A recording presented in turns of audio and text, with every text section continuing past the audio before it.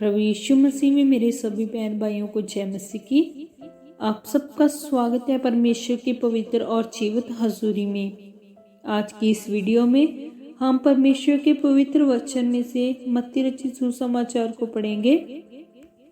मेरा ये विश्वास है कि आज के पवित्र वचन को पढ़े और सुने जाने के द्वारा परमेश्वर की आशीष आपके जीवन के ऊपर ठहरेगी।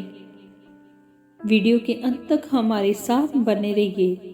चलिए आज की वीडियो को हम शुरू करते हैं। जब प्रभु यीशु ये सब बातें कह चुका तो अपने चेलों से कहने लगा, तुम जानते हो कि 2 दिन के बाद फसह का पर्व होगा और मनुष्य का पुत्र क्रूस पर चढ़ाए जाने के लिए पकड़वाया जाएगा।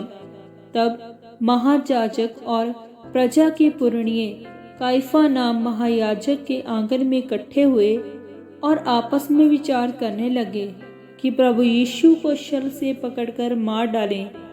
परंतु वे कहते थे कि पर्व के समय नहीं, कहीं ऐसा न हो कि लोगों में बलवा मच जाए।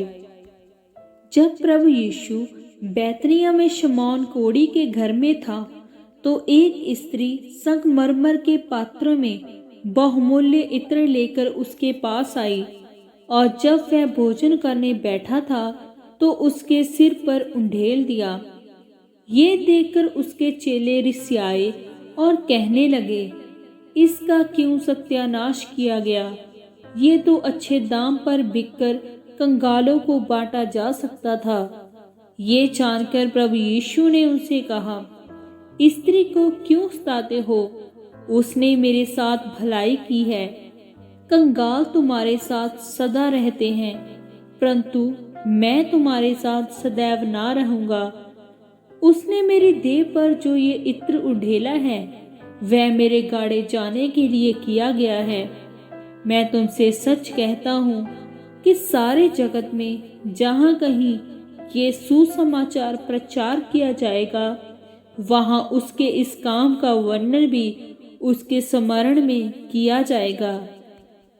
तब यहूदा इस्करियोती नाम 12 में से एक ने महायाजकों के पास जाकर कहा, यदि मैं उसे तुम्हारे हाथ पकड़वा दूं तो मुझे क्या दोगे? उन्होंने उसे 30 चांदी के सिक्के तोल कर दे दिए और वह उसी समय से उसे पकड़वाने का अवसर ढूंढने लगा। अख़मीरी रोटी के पर्व के पहले दिन चेले प्रभु यीशु के पास आकर पूछने लगे, तू कहाँ चाहता है कि हम तेरे लिए फसह खाने की तैयारी करें? उसने कहा, नगर में फलाने के पास जाकर उससे कहो कि गुरु कहता है कि मेरा समय निकट है, मैं अपने चेलों के साथ तेरे यहाँ पर्व मनाऊंगा। सो चेलों ने प्रभु यीशु की आज्ञा मानी और फसह तैयार किया। जब सांझ हुई तो वह 12 के साथ भोजन करने के लिए बैठा। जब वह खा रहे थे तो उसने कहा, मैं तुमसे सच कहता हूँ कि तुम में से एक मुझे पकड़वाएगा। इस पर वह बहुत उदास हुए और हर एक उससे पूछने लगा, हे गुरु, क्या वह मैं हूँ? उसने उत्तर दिया कि जिसने मेरे साथ थाली में हाथ डाला है वही मुझे पकड़वाएगा। मनुष्य का पुत्र तो जैसा उसके विषय में लिखा है जाता ही है, परंतु उस मनुष्य के लिए शोक है जिसके द्वारा मनुष्य का पुत्र पकड़वाया जाता है। यदि उस मनुष्य का जन्म ना होता तो उसके लिए भला होता। तब उसके पकड़वाने वाले यहूदा ने कहा कि हे रब्बी, क्या वह मैं हूँ? उसने उससे कहा, तू कह चुका। जब वह खा रहे थे तो प्रभु यीशु ने रोटी ली और आशीष मांगकर तोड़ी और चेलों को देकर कहा, लो खाओ, ये मेरी देह है। फिर उसने कटोरा लेकर धन्यवाद किया और उन्हें देकर कहा, तुम सब इसमें से पियो, क्योंकि ये वाचा का मेरा वह लहू है जो बहुतों के लिए पापों की क्षमा के निमित्त बहाया जाता है। मैं तुमसे कहता हूँ कि दाख का ये रस उस दिन तक कभी न पीऊंगा जब तक तुम्हारे साथ अपने पिता के राज्य में नया ना पीऊं। फिर वह भजन गाकर जैतून पहाड़ पर गए। तब प्रभु यीशु ने उनसे कहा, तुम सब आज ही रात को मेरे विषय में ठोकर खाओगे, क्योंकि लिखा है कि मैं चरवाहे को मारूंगा और झुंड की भेड़ें तितर बितर हो जाएंगी। परंतु मैं अपने जी उठने के बाद तुमसे पहले गलील को जाऊंगा। इस पर पतरस ने उससे कहा, यदि सब तेरे विषय में ठोकर खाएं तो खाएं, परंतु मैं कभी भी ठोकर ना खाऊंगा। प्रभु यीशु ने उससे कहा, मैं तुमसे सच कहता हूं कि आज की रात को मुर्गे के बांग देने से पहले तू 3 बार मुझसे मुकर जाएगा। पतरस ने उससे कहा, यदि मुझे तेरे साथ मरना भी हो तो भी मैं तुझसे कभी ना मुकरूंगा। और ऐसा ही सब चेलों ने भी कहा। तब प्रभु यीशु अपने चेलों के साथ गतसमनी नाम एक स्थान में आया और अपने चेलों से कहने लगा कि यहीं बैठे रहना जब तक कि मैं वहां जाकर प्रार्थना करूं। और वह पतरस और जब्दी के दोनों पुत्रों को साथ ले गया और उदास और व्याकुल होने लगा। तब उसने उनसे कहा, मेरा जी बहुत उदास है, यहाँ तक कि मेरे प्राण निकलना चाहते हैं। तुम यहीं ठहरो और मेरे साथ जागते रहो। फिर वह थोड़ा और आगे बढ़कर मुंह के बल गिरा और ये प्रार्थना करने लगा कि हे मेरे पिता, यदि हो सके तो ये कटोरा मुझसे टल जाए, तो भी जैसा मैं चाहता हूँ वैसा नहीं, परंतु जैसा तू चाहता है वैसा ही हो। फिर चेलों के पास आकर उन्हें सोते पाया और पतरस से कहा, क्या तुम मेरे साथ एक घड़ी भी ना जाग सके? जागते रहो और प्रार्थना करते रहो कि तुम परीक्षा में ना पड़ो। आत्मा तो तैयार है, परंतु शरीर दुर्बल है। फिर उसने दूसरी बार जाकर ये प्रार्थना की कि हे मेरे पिता, यदि ये मेरे पिए बिना नहीं हट सकता तो तेरी इच्छा पूरी हो। तब उसने आकर उन्हें फिर सोते हुए पाया, क्योंकि उनकी आंखें नींद से भरी थी, और उन्हें छोड़कर फिर चला गया। और वही बात फिर कहकर तीसरी बार प्रार्थना की। तब उसने चेलों के पास आकर उनसे कहा, अब सोते रहो और विश्राम करो। देखो घड़ी आ पहुंची है और मनुष्य का पुत्र पापियों के हाथ पकड़वाया जाता है। उठो चलें, देखो मेरा पकड़वाने वाला निकट आ पहुंचा है। वह ये कह ही रहा था कि देखो यहूदा जो 12 में से एक था आया, और उसके साथ महायाजकों और लोगों के पुरनियों की ओर से बड़ी भीड़ तलवारें और लाठियां लिए हुए आई। उसके पकड़वाने वाले ने उन्हें ये पता दिया था कि जिसको मैं चूम लूं वही है, उसे पकड़ लेना। और तुरंत प्रभु यीशु के पास आकर कहा, हे रब्बी नमस्कार, और उसको बहुत चूमा। प्रभु यीशु ने उससे कहा, हे मित्र, जिस काम के लिए तू आया है उसे कर ले।